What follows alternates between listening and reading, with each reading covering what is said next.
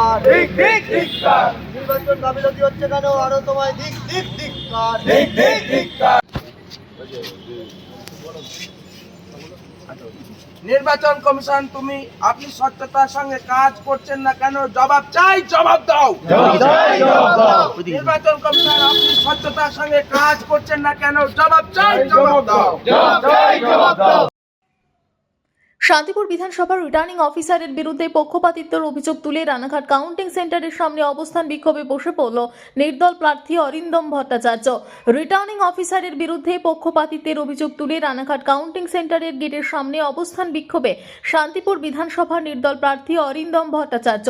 এদিন তিনি নির্বাচন কমিশনের মেসেজ পেয়ে কাউন্টিং সেন্টারে আসেন। সেখানে সিসি ক্যামেরায় দেখতে পান যেখানে পোস্টাল ব্যালটের সেই স্ট্রং রুমের দরজায় যে কাগজ দিয়ে আটকানো থাকে সেই কাগজ কিছুটা ওঠানো রয়েছে। এরপরই তিনি ৮৬ শান্তিপুর বিধানসভার দায়িত্বপ্রাপ্ত রিটার্নিং অফিসারের সঙ্গে যোগাযোগ করেন।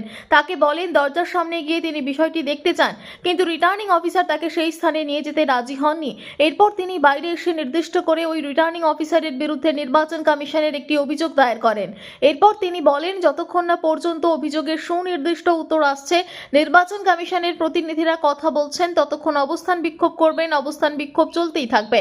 সেই মতো তিনি এদিন গেটের সামনে নিজের দলীয় কর্মীদের নিয়ে অবস্থান বিক্ষোভে বসে পড়েন। তিনি বলেন অন্যান্য রিটার্নিং অফিসারেরা প্রার্থীদের অভিযোগ অনুযায়ী সুনির্দিষ্ট জায়গায় নিয়ে গেলেও শান্তিপুরের রিটার্নিং অফিসার কোনো কথা শুনছে না।